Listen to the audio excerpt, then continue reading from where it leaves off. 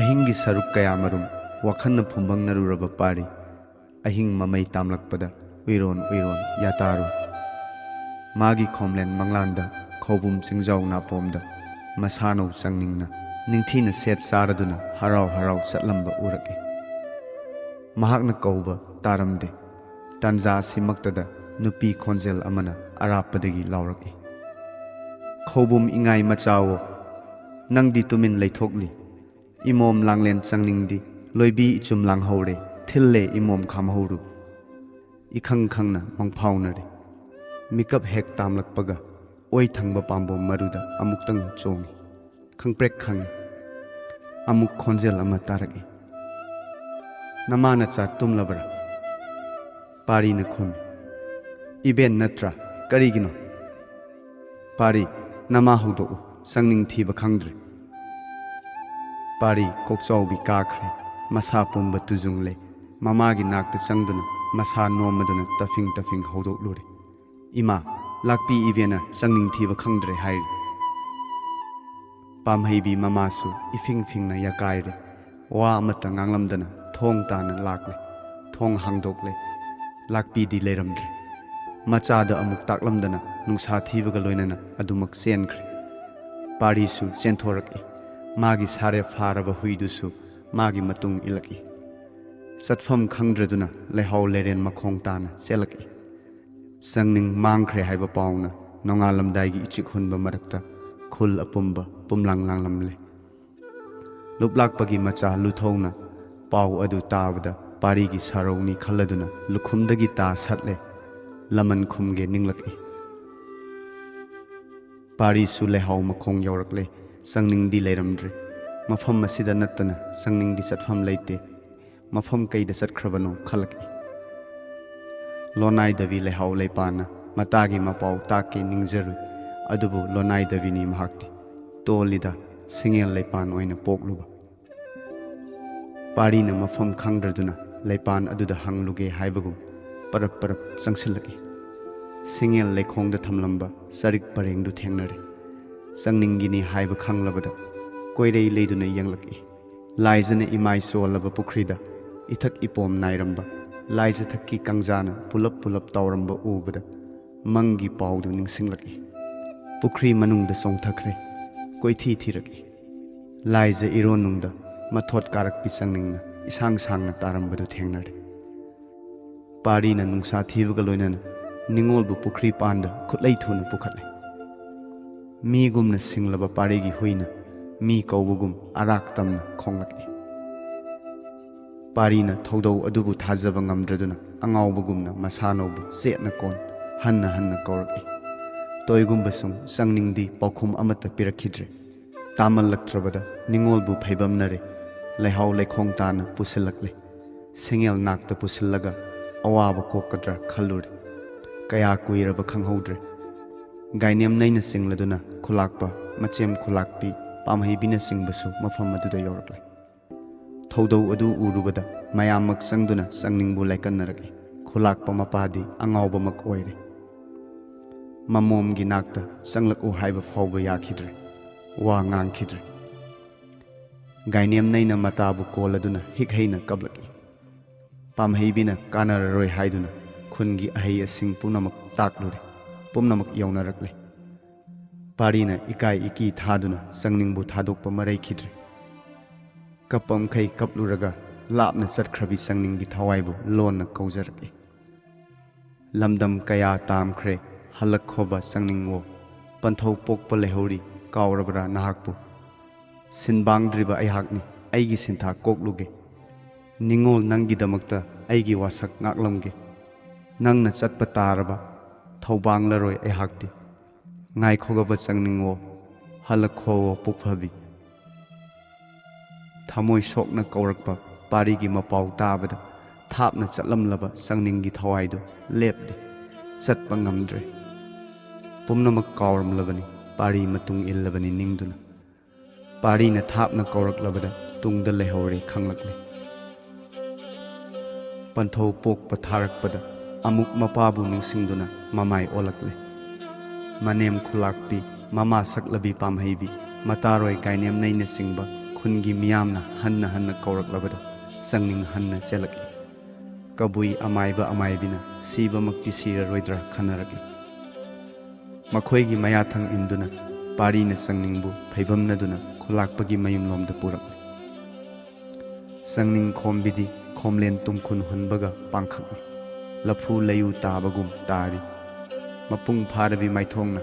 maksilli haiba makhai mangai hana gumna sakhel pari na ururaga yangam khidre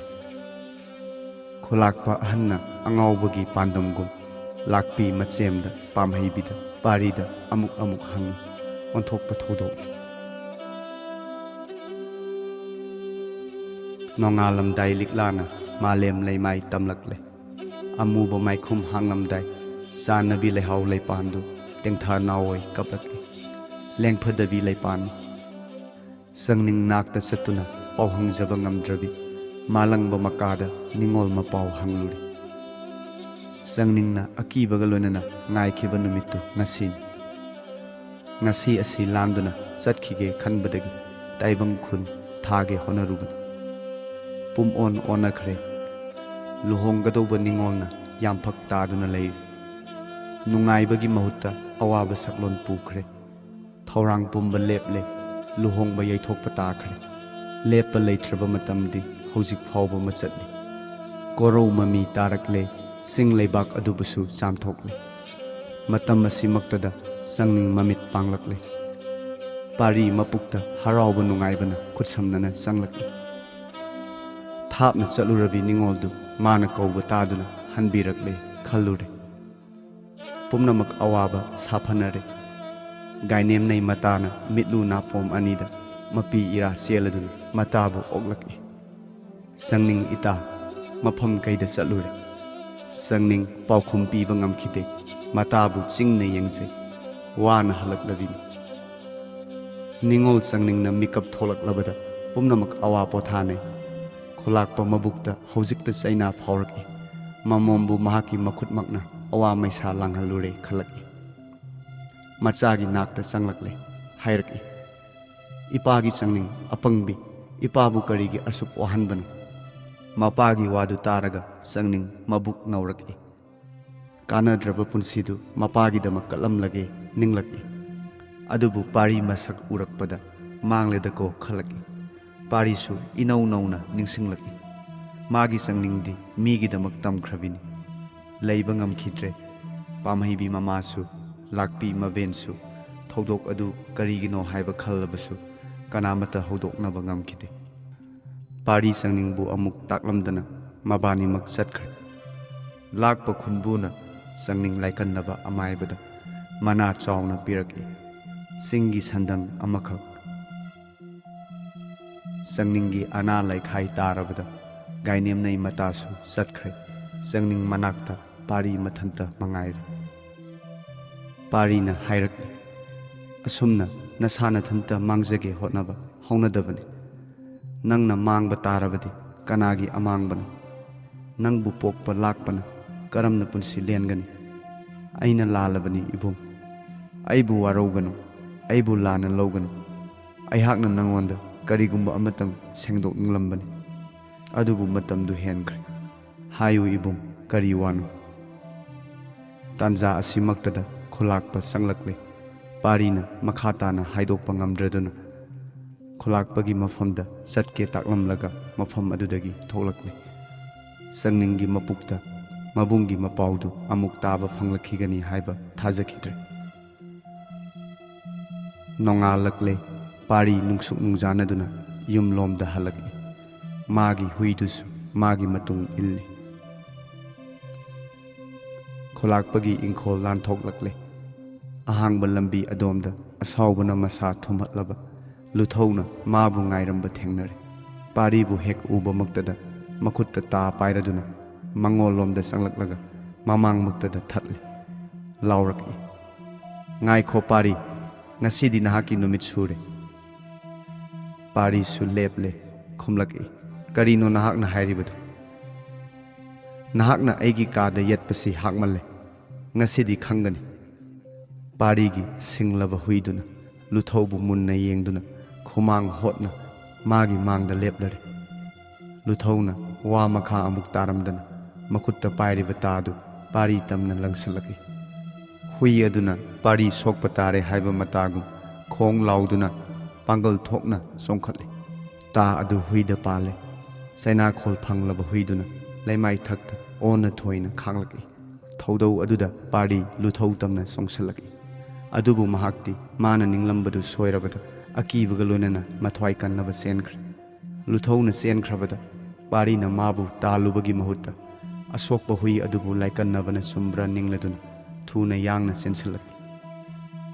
ꯊꯧꯗꯣꯛ ꯑꯁꯤ ꯑꯔꯥꯞꯄꯗꯒꯤ ꯈꯨꯟꯒꯤ ꯅꯨꯄꯤ ꯅꯍꯥꯁꯤꯡꯅ ꯎꯔꯗꯨꯅ ꯂꯨꯊꯧꯅ ꯍꯨꯏ ꯍꯥꯠꯂꯦ ꯍꯥꯏꯅ ꯂꯥꯎꯅꯔꯛꯂꯦ꯫ ꯑꯇꯥꯕ ꯑꯎꯕꯁꯤꯡ ꯃꯥꯏꯀꯩ ꯑꯗꯣꯝꯗ ꯆꯦꯟꯁꯤꯟꯅꯔꯛꯂꯦ꯫ ꯄꯥꯔꯤ ꯌꯦꯡꯕ ꯉꯝꯗ꯭ꯔꯗꯨꯅ ꯍꯨꯏꯒꯤ ꯃꯁꯥꯗ ꯄꯥꯜꯂꯤꯕ ꯇꯥ ꯑꯗꯨ ꯁꯠꯇꯣꯛꯂꯦ꯫ ꯈꯨꯛꯎ ꯁꯧꯗꯨꯅ ꯊꯨꯗꯦꯛꯂꯦ꯫ ꯍꯨꯏ ꯑꯗꯨꯕꯨ ꯆꯦꯖꯦꯠ ꯀꯣꯜꯂꯦ꯫ ꯃꯇꯝꯕꯥꯛꯇ ꯄꯝꯈꯠꯂꯦ꯫ ꯃꯁꯥ ꯄꯨꯝꯕ ꯏꯍꯤꯡ ꯅꯥꯍꯤꯡ ꯁꯥꯔꯦ꯫ ꯃꯇꯝ ꯀꯨꯏꯅ ꯃꯈꯣꯏꯒꯤ ꯃꯇꯨꯡ ꯏꯜꯂꯛꯂꯕ